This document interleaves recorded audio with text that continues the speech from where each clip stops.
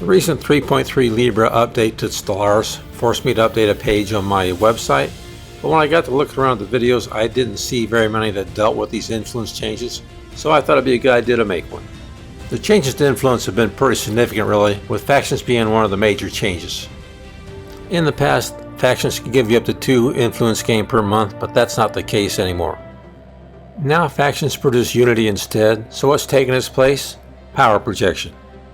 The base number for influence is 2 with power projection, but as this screenshot shows, I'm obviously lying. You can really get up to 3, and that's if you take the Imperial Government Authority. That gives you another bonus of 1, so you can actually get a maximum 3 influence for fleet side.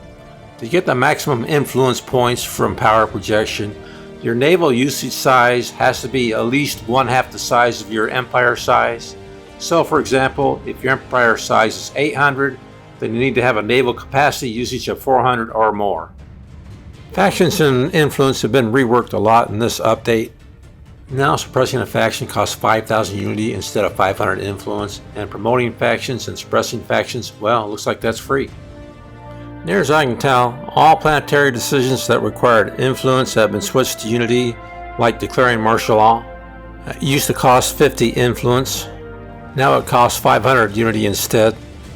Edicts have been changed as well. For example, fleet supremacy used to use influence, now uses unity instead. Reforming your government now uses unity instead of influence. The cost of activating relic now uses unity instead of influence. So that brings me to an obvious question. Is influence still useful at all? And the answer is yeah, it's still useful. It's still used to expand your empire by building outposts. You need influence to build those with. The other fundamental use for influence is making claims on systems. If you go to war somebody and win, then you take possession of those systems as part of your war goals. You might have noticed I wasn't paying the full influence cost for my claims and star bases, and there are ways to reduce that cost, and ascension perks and traditions are 2 of those ways. By taking Reach for the Stars in the expansion tradition, I can reduce the cost of my star bases by 10%. And by taking the Interstellar Dominion perk, I can reduce my star-based influence cost by 20% and my claim influence cost by 20% as well. I mentioned Imperial Government Authority earlier, but it's worth touching on a little bit more. Just in case you started Stellaris and this change caught you off guard, you can reform your government and switch to that authority. As you can see, that gives you a +1 power projection. So it's a simple matter of just clicking the icon if you want to switch to that. The bad part is it costs you a whole lot of unity. Just like a government authority, the ethics can be set up at the beginning of the game too, or they can be changed midstream. Taking the authoritarian ethic gives you 0.5 influence per month, and the fanatic version of it gives you 1. And Gestalt Consciousness, I think I'm saying that right, gives you a monthly influence gain of 1. It also reduces war exhaustion by 20% and gives you a +2 encryption bonus. There's also ways to decrease the cost of influence by using ethics. One of those methods is the militarist ethic. It reduces the claims for cost by 10%, and it also gives your ships an increased firing rate of 10%. The fanatic version reduces the influence cost for claims by 20%, and it gives your ships an increased firing rate of 20% as well. The Xenophobe ethic gives you a star-based influence cost reduction of 20% and a pop growth speed of +10%. The fanatic version of that reduces the influence cost for star bases by 40%, plus it provides a pop growth speed bonus of 20%. There are 2 technologies I'm aware of that help with influence costs, both in the society branch. One of them is the interstellar campaigns, which reduces the influence cost for claims by 10%. The other technology is galactic campaigns. It also reduces influence claims by 10% and reduces the effect of war exhaustion by 10%, same as interstellar campaigns. Traditions are another thing that can help out with influence costs. In the expansion tradition, Reach for the Stars reduces star-based influence costs by 10%.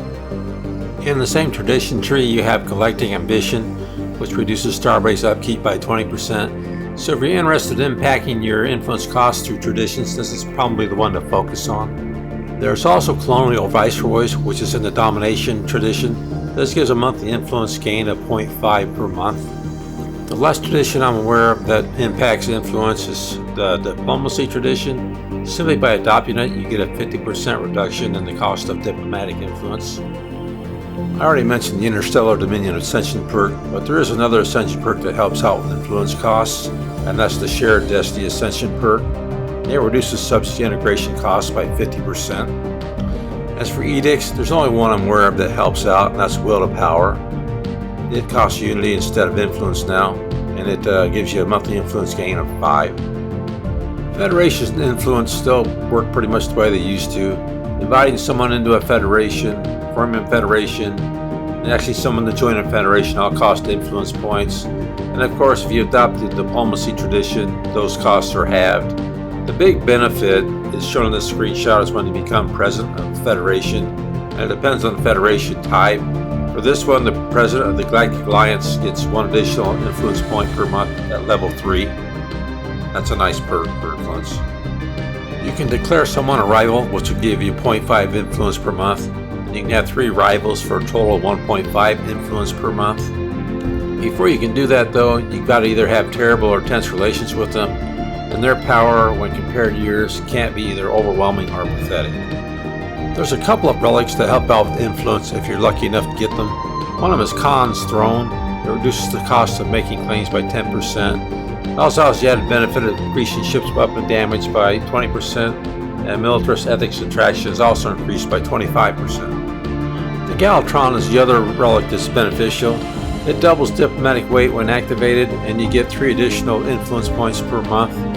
It also generates some random resources for your empire that are permanent. One last thing influence can be used for is diplomatic actions like pacts.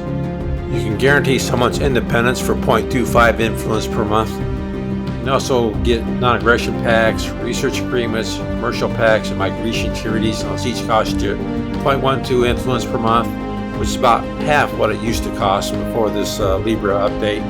And a defensive pact will cost you half an influence point per month. You need to have excellent relations with another empire before you can propose one. Although influence has been reworked a lot, it still plays a major part in expanding your empire and diplomatic actions.